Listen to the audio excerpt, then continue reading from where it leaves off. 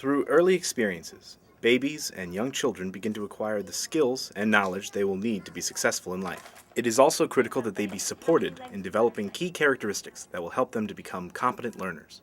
As adults support children in acquiring new skills and new knowledge, it's also important for them to think about the dispositions that children bring to learning, the ways that they engage in learning experiences with their environment and with the other people in their environment. The Connecticut Early Learning and Development Standards outline 6 essential dispositions that should be promoted in children.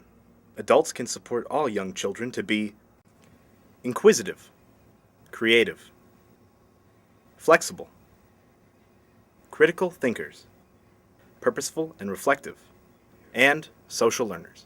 There are many ways in which interactions that adults have with children can foster these dispositions. Adults can either support or in some ways dissuade children from furthering those dispositions. So hopefully they're providing experiences and interacting with children in ways that help them further and use those dispositions and inclinations to learn more and to continue to learn over their lifetime.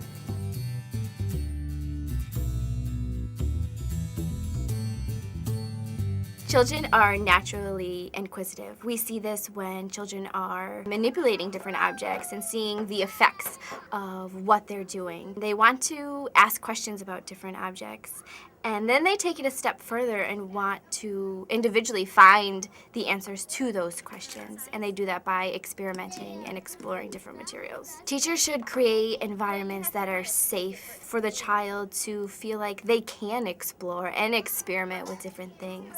When the boy filled up the cardboard container at the water table, he really just was bringing it there to find out what would it do in the water.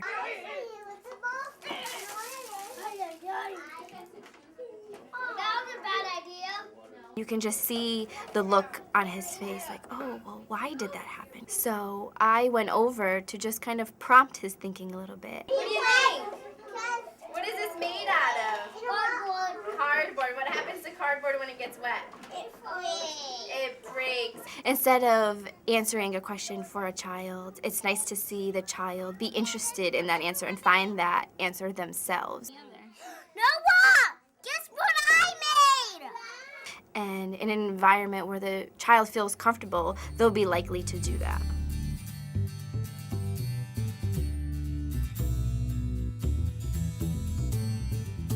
I'd like to say that everybody is creative. Everybody has the potential to be creative, but they have to be in the right situation in order for them to thrive. I give the children many opportunities to express themselves, to take risks and experience different kinds of materials. We did an investigation on balls, and we needed to build on some prior knowledge that the children have. So then we thought it would be exciting for us to give the children an opportunity to create their own games with balls. There was one little boy that spends a lot of time in blocks, and that's where he chose to be creative. In my game, you gotta try to roll it in, but you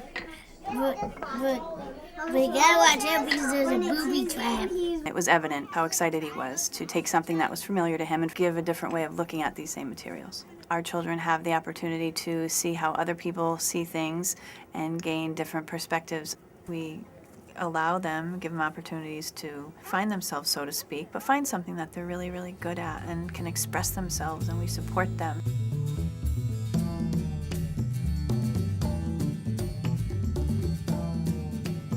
Flexible children are children who are willing to try new things and engage in new activities in the classroom. It's important to encourage flexibility in children because it allows them to take risks. It allows them to try new things, and with trying new things, it builds confidence. I can't do it.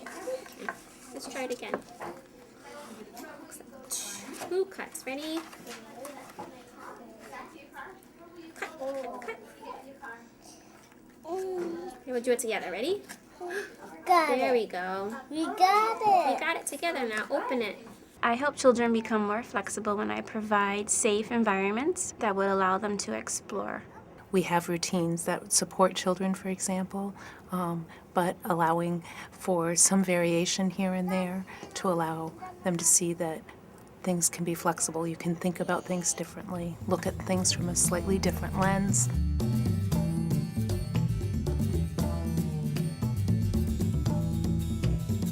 I look at critical thinking just as with any other skill, something that needs to be developed. My goal is to really observe what they're interested in throughout the day. I ask them open-ended questions. And sometimes I also think aloud for them. I talk about what I'm noticing.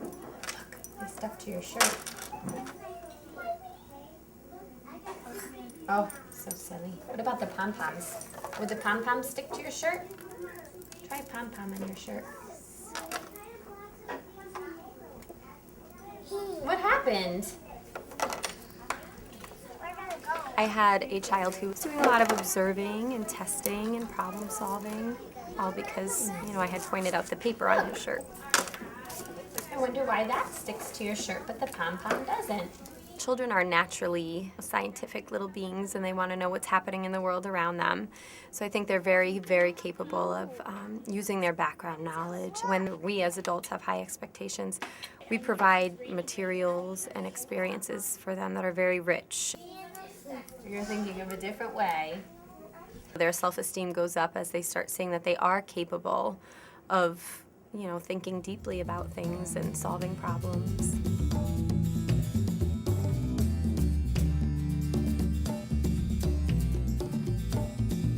When children are purposeful in their activities, they're really focused on the details and they're really thoughtful in what they're doing, and they have this plan, whether it's in their head or on paper. We often plan for our day, whether it's a question, where are you going to play and what will you do there. We often have them share with their peers too. We make a lot of sketches and blueprints before building a structure, whether it's independently or cooperatively. Okay, tell me about your picture that you're making. Now we need to pick a color here. Okay. Of which straw we want. Oh, this is the straw? Yes. And what was this part again? What were you making? That was a soda can. A soda can. It may not occur naturally for young children to really stop and be purposeful in their approach to an activity, to solving a problem. They may not take the time to pause and reflect on what they've done, but adults can model those behaviors. They can support children to develop those dispositions. So now we have the yellow lemonade and the blue ice cube. All done. I think everything is in there. Everything from your blueprint is inside.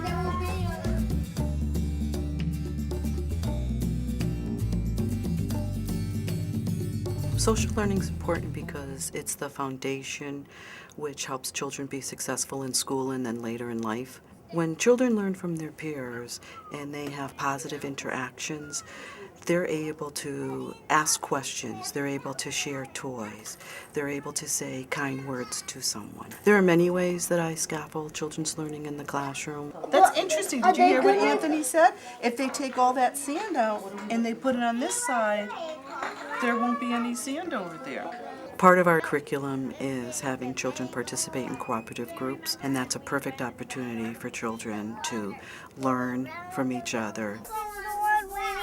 The dinosaur with the eye on it. And it needs this too.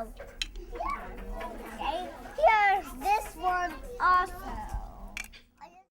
There's a lot of focus today on supporting children to become college and career ready, and these essential dispositions are the building blocks and the foundations that set children up to be lifelong learners. It's important that adults consider these dispositions in the ways they set up the environments for young children, in the way they interact with children as they are learning. And if they can support children in doing this and really think about their own dispositions, I think we have the potential for young children to be ready to engage in the 21st century, to move forward, and to continue learning. Children are naturally inquisitive. I'd like to say that everybody is creative. Flexible children are willing to try new things. Children are very capable of thinking critically. Being purposeful and reflecting is so important. Social learning helps children be successful in school and then later in life.